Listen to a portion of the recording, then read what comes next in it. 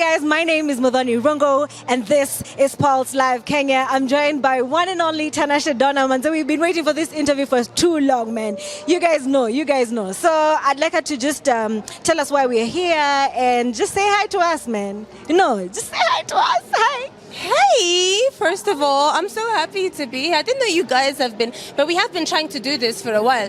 We planned like 2 lives actually, but it's good that we're here face to face. Finally. Right? Yeah. It's nice to see you, man. We're at the launch of Symphony and it's your... and it's your debut movie, right? Yes, it is. First ever. How do you feel about it, man? Wow, I feel amazing now, I've not watched the movie yet.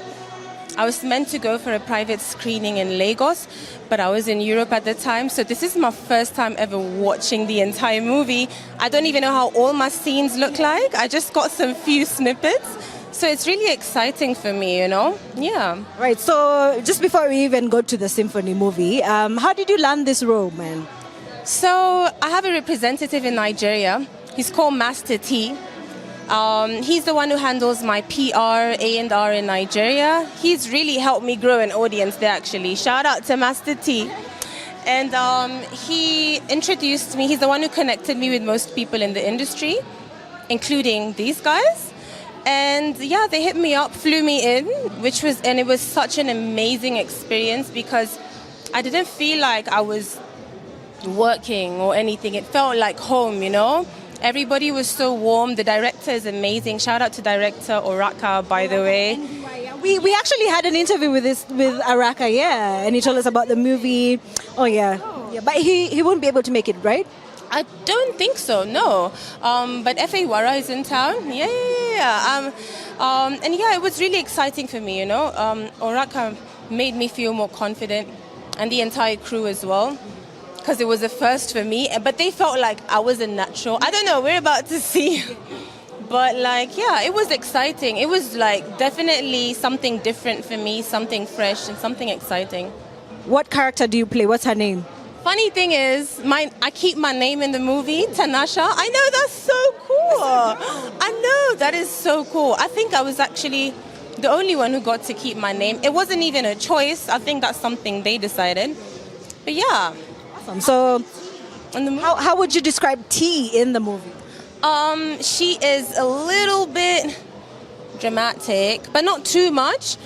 Basically, she catches her guy cheating on several occasions, and a guy happens to be one of these big superstars in Nigeria at the time, and she's always reading things in blogs about what's going on. So it's a very interesting role, But yeah. I play Effa's girlfriend in the movie. Yeah. Right. So let's talk about the challenges. Yeah. Did you have any challenges shooting the movie?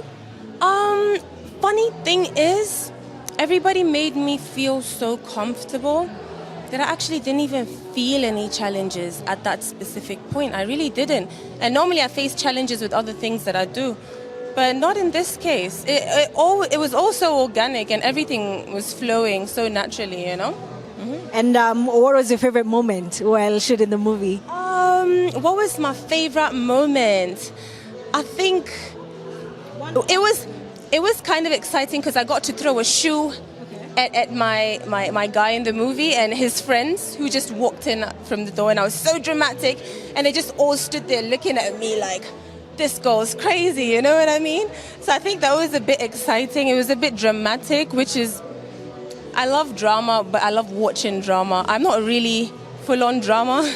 So it was interesting to get to play that role, Mm-hmm. I got a snippet, I think from your page, man, from a scene that you played, and it felt so real, wow. I was like, hey, that's really dope. So if there's anyone at home who has never heard of Symphony, how would you describe it in your own words? I would describe Symphony, it's definitely a one-of-its-kind movie for Africa, because it's the first African movie that is focused on the entertainment and music industry in Africa. And we've never had movies like that. I've seen African action movies, drama, whatnot, but none was really focused on the entertainment and music industry.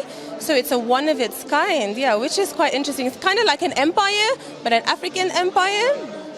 Yeah, so I think that's the most beautiful part of the song and how it records. We're at the launch finally, and I'm so excited to see this movie, man. Oh my God, I am. I'm a bit nervous, but excited too. Okay, so let's talk about your music for a minute, yeah? Karma is out. Karma featuring Barack Chukwueze. Tell us a bit about it. So Karma it was really an unplanned song. I was not meant to even think of releasing it. Thank you. I just kind of released it as a freestyle. I recorded the song in my bedroom, and I don't know, for some reason I just felt like rapping. I like to challenge myself a lot, you know, and that's why I was talking about this in the previous interview, whereby if I feel like I would consider myself genreless, for example, because if I feel like I've accomplished a certain sound, I like to really challenge myself and do things that I've not really done before. My main focus on my upcoming new sound right now is definitely going to be Afro soul, Afro fusion, but there's going to be that 40% where I'm experimenting with different sounds. And it's kind of a risk that I'm taking when you look at the music business side of things. But it's a risk that I'm willing to take, you know, because it's kind of like people are not sure, like, okay, what is her sound? And I feel like there's absolutely nothing wrong with being diverse and being genreless and being able, I can do a drill song today and a Bollywood singer hits me up and I'll hop on that Bollywood Indian song, you know what I mean? And I feel like that's the beauty of Kenyan artists. We're so diverse. And that's why maybe some people say, aside from Gengetone, we don't really have a signature sound. But I feel like that's the beauty of us Kenyan artists. We're diverse with what we do, you know? And where did you shoot this movie, man? Because it looked like a very interesting video. I shot the video in Kibera. Yes. I have a lot of friends in Kibera. Funny thing is, believe it or not, since way back, since I was still in radio, when I was in NRG, and I love the energy and the culture that you see in such places, because everything feels, as much as, you gotta be careful and whatnot, like they say, but for me, I felt at home, you know, and everybody welcomes me. I feel safe there. Actually, it's really weird, you know, and I go there a lot of times, you know, not a lot of times, not this year, but there was a time that I used to go back a lot, you know, visit the kids, try to do stuff for the kids. I don't really like talking about that.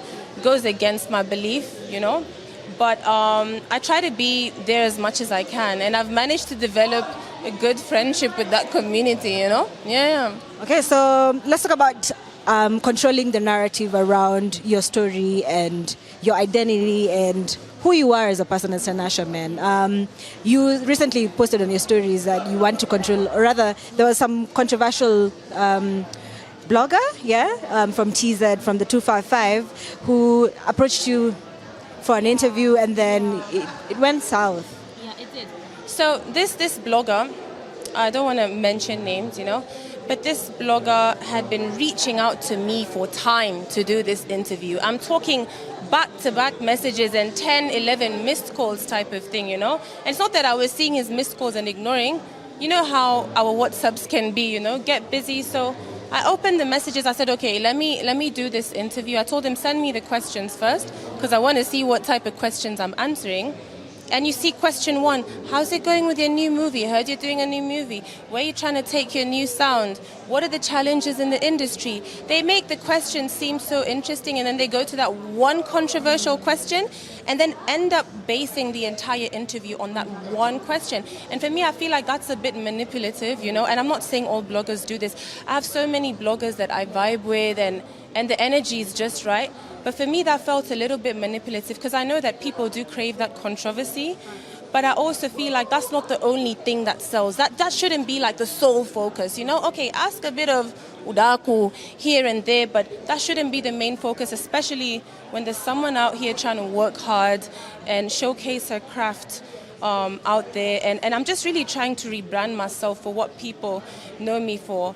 Those who really know me from the beginning know I managed to build a small audience even back then. I was verified, close to 100,000 followers. I was doing my thing. I was working hard for my thing.